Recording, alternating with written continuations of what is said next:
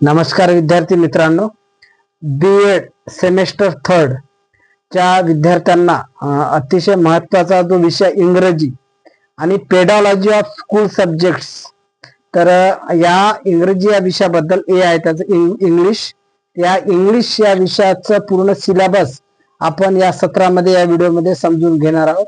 तर इंग्लिश या विषयामध्ये किती युनिट्स आहेत तर आपण टप्प्याटप्प्याने पाहत जाणार आहोत. युनिट 1 मध्ये इंट्रोडक्शन ऑफ इंग्लिश एज्युकेशन म्हणजे इंग्रजी शिक्षणाची ओळख.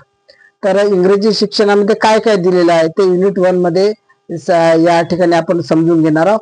तर A English language, nature perspective, B functional, cultural and literary Rolls.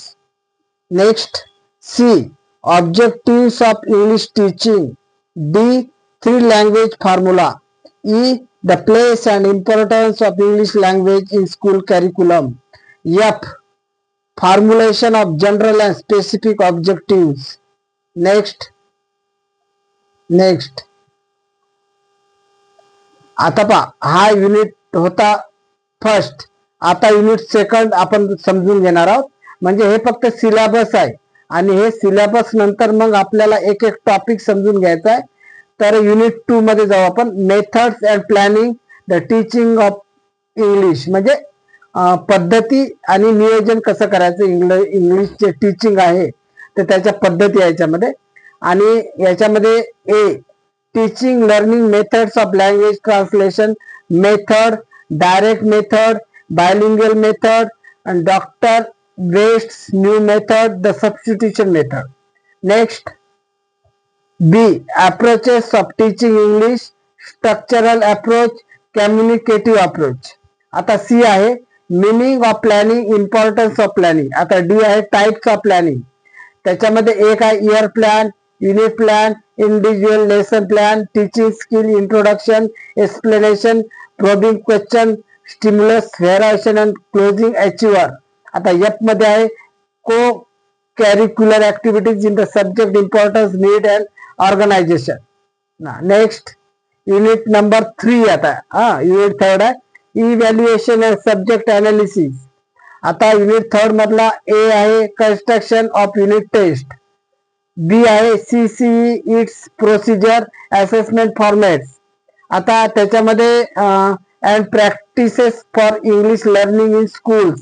आता सी आहे CCE बेस रिपोर्टिंग आणि त्याच्यामध्ये ब्रॅकेटमध्ये स्कॉलॅस्टिक अँड को स्कॉलॅस्टिक. आणि नंतर and role of the English teacher in developing linkages amongst child school English curriculum and community.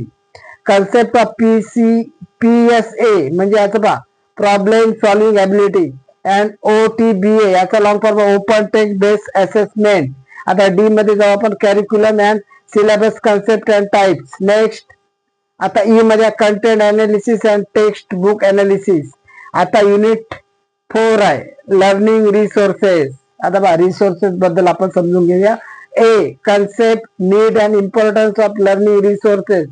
बी मध्ये आहे traditional learning resources, their merits and demerits, handbook workbooks. C मध्ये technological based learning resources, their merits and demerits, aspects of linguistic behaviour, language as a rule govern behavior and linguistic variability, pronunciation, linguistic diversity, its impact on English, pedagogical implication. BEd आता हे झालं बीएडचे सिलेबसच्या संदर्भात आहे. तर यानंतर बघा unit 5 language skill म्हणजे भाषेचे जे हे असते कौशल्य त्याच्यामध्ये ए आहे need and importance of study skills, categorization of language skills, reading skills, speaking skill, listening skill, writing skill. आणि सी मध्ये linguistic system, basic concept and phonology, morphology, syntax and semantics आणि discourse. आता युनिट 6 आहे language teacher म्हणजे भाषिक शिक्षक त्यांच्याबद्दल आहे.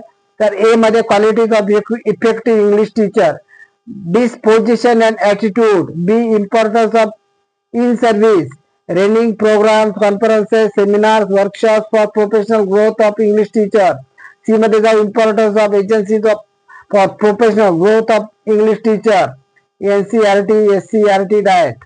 तर बघा हा झाला इंग्रजीचा सिलेबस बीएड साठी सेमिस्टर 3rd साठी. तर सर्व विद्यार्थ्यांनी अगोदर सिलेबस समजून घ्यावा लागेल आपल्याला. जोपर्यंत सिलेबस समजत नाही तोपर्यंत अभ्यास होत नाही. सिलेबस मध्ये कुठला कुठला टॉपिक दिलेला आहे ते समजून घेतल्यानंतरच आपण तशा पद्धतीचे पुस्तक रेफर करू शकतो. आणि हा सिलेबस पाहूनच पुस्तक रेफर करा. आणि मी ज्या पुस्तकातून आपल्याला सविस्तर सांगणार आहे त्या पुस्तकाचं नाव, त्या ऑथरचं नाव, त्याची एडिशन, त्याची डेट वगैरे सर्व आपल्याला सविस्तर सांगणार आहे. ज्यांना काय असेल त्यांनी म्हणजे कॅप्शन मध्ये किंवा कमेंट मध्ये सुद्धा विचारू शकता आणि त्यांना मी सविस्तर माहिती देणार आहे. याच्यामध्ये शक्य असल्यास मी त्यांना फोन क्रमांक सुद्धा देणार आहे. आणि यानंतर प्रत्येक विषयात प्रत्येक म्हणजे एकच इंग्रजी किंवा नाट्यकला किंवा गणित नाही, प्रत्येक विषयाबद्दल माहिती आणि सिलेबस आपल्याला सांगणार आहे. त्यानंतर त्या विषयाच्या ज्यांना पाहिजे असेल त्यांना नोट्स सुद्धा प्रोव्हाइड करणार आहे. शक्यतो कमीत कमी याच्यामध्ये पण नोट्सचा अभ्यास आपण कधी करू शकतो, जर आपला सविस्तर अभ्यास झाला असेल तर, वाचन झाले असेल तरच आपल्याला शॉर्टकट मध्ये नोट्स समजतात. तर मित्रांनो, हे झालं इंग्रजीचं सिलेबस. आणि यानंतरच्या व्हिडिओमध्ये इंग्रजीचं एक एक टॉपिक आपण समजून घेणार आहोत. मेथड ऑफ इंग्लिश टीचिंग म्हणा किंवा ग्रामर म्हणा किंवा जे काही आहे ते पेडॉलॉजी ऑफ स्कूल सब्जेक्टच्या बद्दल. तर इथे आपण थांबूया. जय हिंद, नमस्कार.